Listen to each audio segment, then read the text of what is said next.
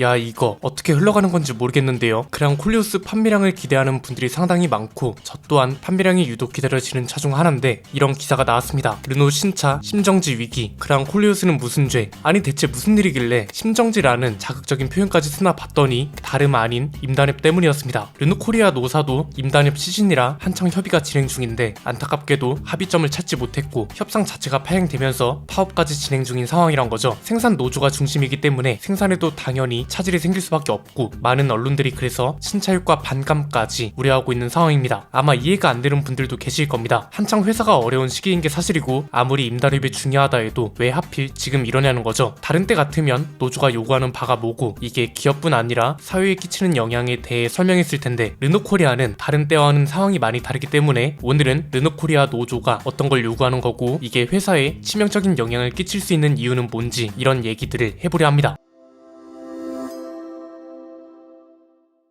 처음에 기사를 봤을 때 굳이 심정지라는 표현까지 썼어야 하나 싶었습니다. 그런데 내용을 보니까 상황이 그렇게 좋은 것 같진 않더라고요. 우선 앞에서 말씀드렸던 것처럼 임단협이 파행됐는데 문제는 그 다음일 거잖아요. 합의점을 찾아서 협상을 이어갈 수 있는 계기가 있냐 이런 게 중요한데 지금 상황은 어떻냐. 노조위원장은 사측에 맞서서 무기한 단식 투쟁에 돌입했다고 하고 노사 간 갈등도 점점 깊어지는 모양새를 보이고 있다고 합니다. 시간 순으로 보면 우선 23일에는 부산 강서구에 있는 본사에서 조합원 집회를 개최했고 여기에 참가한 조합원은 약 900명 정도로 추산된다고 하더라고요. 900명이면 부산 공장 근로자의 절반 정도 되는 건데 그럼 도대체 노조가 요구하고 주장하는 바는 뭐냐? 간단합니다. 기본급 73,000원을 인상해달라. 그랑 콜리오스가 출시됐으니 신차 출시금을 명분으로 300만원을 지급해달라. 임금 피크제를 개선해달라. 이게 기본적인 요구 내용이고요. 노조의 입장은 김동석 노조위원장의 말을 빌려 설명하자면 교섭이 길어지면 회사와 노조 모두 손실이다. 프랑스 르노그룹과 르노코리아 사장에게 보내는 마지막 경고다. 이런 상태입니다. 자, 그런데 르노코리아는 현대기아차 노조와 상황이 좀 다릅니다. 매년 연봉이 올랐던 게 아니고 지난 2015년 호봉제가 폐지된 이후로 수년간 기본급이 동결됐다고 합니다. 그래서 노조 조합원들의 불만이 한계에 달했다는 거죠. 그럼 부산 공장의 생산 차질은 우려냐 현실이냐? 지금은 현실 쪽에 가깝다는 게 문제입니다. 부산 공장하면 떠오르는 게 공장 효율입니다. 한때 효율 좋은 공장으로 이름을 알렸잖아요. 시간당 생산 대수 UPH가 최대 60대 수준이었는데 지금은 한참 모자란 수준이라고 하고요. 이미 지난 10일 부분 파업에 이어 13일부터 전면 파업에 들어갔습니다. 즉 노사 임단협 때문에 그랑 콜리오스의 판매량을 제대로 보려면 9월이 아닌 10월까지 기다려야 할 것 같다고 전망해드렸잖아요. 이게 현실이 되었다는 거죠. 일단 르노코리아의 입장은 이렇습니다. 전면 파업 이후에 실제 근무일이 지난 24일까지 3일 정도고 그렇기 때문에 피해 규모를 산정하긴 이르고 조속한 임단협 타결을 위해 노력할 거라고 전했고요. 그럼 이 임단협은 어떤 영향을 줄 거냐? 간단합니다. 크게 세 가지로 볼 수 있습니다. 첫 번째는 일단 이건 일반적인 시각으로 봤을 때의 얘긴데 당연히 그랑 콜리오스가 피해겠죠. 신차가 4년 만에 출시됐고 고객 인도도 이제 막 시작된 차입니다. 신차한테는 첫 달 판매량이 굉장히 중요합니다. 특히나 그랑 콜리오스는 이게 중요한 이유가 사회적인 이슈가 터진 이후로 사전 예약 대수와 본계약 대수가 그리 좋지 못한 상황이다 보니 본계약 대수를 별도로 공개하지 못하고 있잖아요. 그렇기 때문에 본계약 대수와 사전 예약 대수를 합쳐서 누적 예약 대수로 홍보를 하고 있고 그래서 사람들이 첫 판매량 대수를 기다리는 것이기도 합니다. 그런데 이런 상황에서 첫 판매량 대수에 직접적인 영향을 끼치는 생산 노조의 파업 그리고 이에 따라 생산 차질이 발생해 버리면 당연히 문제라고 볼 수 있는 거죠. 두 번째는 제품 단위의 문제가 아니라 회사 단위의 문제가 퍼질 수 있다는 게 큽니다. 이게 가장 핵심이 되는 내용이기도 한데 올해는 특히 르노코리아한테 특별하면서 중요한 해입니다. 4년 만에 신차가 나왔습니다. 이것 자체로도 특별하면서 중요한 건 또 뭐다? 4년 만에 신차가 나왔다는 건 4년 동안 브랜드 판매량이 부진했다는 소리이기도 하거든요. 실제로 지난 2021년부터 매년 점유율이 떨어져서 작년에는 꼴찌를 기록했을 뿐 아니라 점유율 2%를 채 못 넘겼습니다. 올해도 마찬가지로 판매량은 꼴찌, 점유율은 1.6%에 불과하고요. 그냥 한마디로 회사가 굉장히 힘든 상황이고요. 현대기아차 노조는 그래도 회사가 역대급 실적을 기록하고 영업이익도 역대급으로 찍히니까 야 너네 그렇게 돈을 많이 벌면서 노조도 나눠줘야 할 거 아니야? 이렇게 요구를 하는 겁니다. 비록 이건 공장의 생산량과 불량률과 공장도 매출이나 영업이익이 따로 집계 되거든요. 이런 걸 다 따져보고 해야 하는 거긴 하지만 일단 전체적인 데이터는 그렇잖아요. 그런데 르노코리아는 매년 되면 상황이 안 좋은 겁니다. 그런데 또 노조는 2015년 이후로 계속해서 연봉이 안 올랐다고 하고 있으니 충돌이 잦아들 기미가 안 보이는 거죠. 회사 입장에선 지금까지 계속 상황이 좋지 못했고 이제 신차가 나와서 반등을 하려고 하는 것이기 때문에 성과가 없는 와중에 연봉을 무작정 올려줄 수도 없는 거고요. 노조 입장에선 오랫동안 임금 인상이 없었으니 올려달라는 입장인 거고요. 양측 입장이 어떻든 결론적으로 생산 차질이 현실화되었다는 건데 이렇게 되면 회사 전체적으로 타격이 되는 겁니다. 차종이 많으면 모를까 지금 상황에선 기댈 수 있는 게 그랑콜리오스 말고는 없습니다. 가뜩이나 생산량도 적은 차로 알려져 있잖아요. 많아야 월 생산량이 3,000에서 4,000대를 왔다 갔다 한다고 하는데 이 와중에 파업까지 해버리면 월 생산량이 3,000대 아래로 나올 가능성이 높고 이렇게 되면 신차효과가 좋다고 말하지 못할 뿐 아니라 어디 가서 명함도 못 내밀 판매량입니다. 세 번째는 그랑콜리오스가 이런 이유 때문에 첫 달 판매량을 제대로 기록하지 못한다면 앞으로 나올 신차까지 타격을 받는다는 거죠. 자, 그랑콜리오스 판매량이 잘 나오면 굉장히 많은 이슈에도 불구하고 차가 좋아서 성공한 케이스로 남는 거고요. 임단의 파업 영향으로 판매량이 잘 안 나오게 되면 신차 효과를 이끌어내지 못하는 브랜드가 되고 신차 기대치가 떨어지게 되고 이렇게 되면 자연스럽게 다음에 나올 신차들도 타격을 입는 겁니다. 보통 자동차 회사의 신차 효과 마케팅은 루틴이 있습니다. 어떤 신차가 나왔는데 반응이 좋고 판매량이 많아요. 이건 사람들의 관심도 그만큼 높다는 거잖아요. 이렇게 관심이 많은 상태에서 다음 신차를 내놓으면 노력을 100만큼 해야 할 거 70, 80만 해도 게임이 된다는 거란 말이죠. 혹시나 이전에 나온 신차의 반응이 안 좋더라도 현대기아차처럼 자본력이 좋은 회사라면 노력을 그만큼 쏟아부으면 됩니다. 그런데 르노코리아는 신차 하나하나가 중요하다고요. 그랑콜리오스는 이미 마케팅적으로 큰 타격을 입은 와중이라 판매량이 더 중요한 겁니다. 그런데 지금 상황에선 판매량이 잘 나올 수 있는 조건이 전혀 갖춰지지 않은 상태라 우려하는 사람들이 많은 거죠. 이건 차주분들도 유심히 보셔야 합니다. 기업 걱정이 제일 쓸데없는 거다 이럴 때가 아닙니다. 그런 건 현대기아차 같이 잘 나가는 회사한테 해당되는 거고요. 지금 르노코리아는 이거 하나가 잘못되면 그 뒤에 나올 신차도 기약이 없어지고 이 소리는 즉 지금 팔리는 차들도 단종 확률이 높아지는 겁니다. 어떤 차가 안 팔리면 회사는 당연히 단종을 해버리고 단종되면 차주들한테 타격이 가는 건 너무 당연한 거잖아요. 지금 이건 그래서 기업 걱정이 문제가 아니란 거고요. 그럼 여기서 궁금한 게 KGM은 어떻게 노조가 파업도 안 하고 임단업도 무분기로 타결할 수 있었냐는 거죠. 르노코리아도 똑같이 어려운 상황인데 왜 이렇게 과정이 다른 거냐? 간단합니다. 르노코리아 노조도 현대기아차처럼 기업 노조가 아닌 산업 노조이기 때문이고요. KGM은 기업 노조이기 때문입니다. 기업 노조와 산업 노조의 차이는 여러 번 설명해 드렸죠. 기업 노조는 기업이 잘 돼야 노동자도 먹고 살 수 있다 이거고요. 산업 노조는 기업도 기업인데 산업이 잘 돼야지 산업이 잘 되려면 노동자들이 잘 돼야 하는 거야. 아주 간단하게 설명하면 이렇게 추구하는 바가 다르다는 겁니다. 기업 노조는 그러니까 기업이 휘청이면 노동자도 직격탄을 맞는다고 생각하기 때문에 생산 차질 같은 걸 최소화하려는 거고요. 산업 노조는 기업보다는 산업 전체가 중요하기 때문에 기업이 잠깐 손해를 보더라도 산업 전체가 부응할 수 있다면 기업도 손해를 감수해야 한다 이렇게 본다는 거죠. 물론 여기에는 정치적인 해석도 들어갈 수밖에 없습니다. 왜냐면 애초에 민주노총 스스로 노동자 정치 세력화를 외치고 있으니 기업 노조한테는 훨씬 정치적 영향도 큰 거죠. 르노코리아도 기업 노조였다면 올해 파업이나 임단업 결렬 가능성이 적었을 겁니다. 쌍용차가 문을 닫네 만에 할 때도 쌍용차보다 판매량이 적었으니 당연하죠. 르노는 외국계 기업인데 뭔 상관이냐 이렇게 반박할 수도 있는데 이게 얼마나 단순한 생각인가요? 지금 이 노조는 르노 본사 노조가 아니라 르노코리아라는 한국 지사 노조입니다. 즉 한국인 노동자들이 일하는 회사에 타격이 가는 것이고 생산직뿐만 아니라 사무직, 연구직까지 타격을 입는 상황이기 때문에 기업 노조였다면 상황이 달랐을 수도 있다는 거죠. 지금 한창 임단업 시즌이기 때문에 다른 자동차 브랜드들도 안심할 수 없는 상황이긴 합니다. 르노코리아랑 비슷한 상황은 기아입니다. 기아도 지난 9일에 임단업 잠정 협의안을 내놨었는데 12일 노조 찬반 투표에서 임금 협상은 가결됐으나 단체 협약은 부결됐습니다. 이게 어떤 구조냐면 임금 협상이나 단체 협약 둘 중 하나가 부결되면 아예 노사가 재협상을 해야 하거든요. 단체 협상 부결의 주된 원인은 25년 이상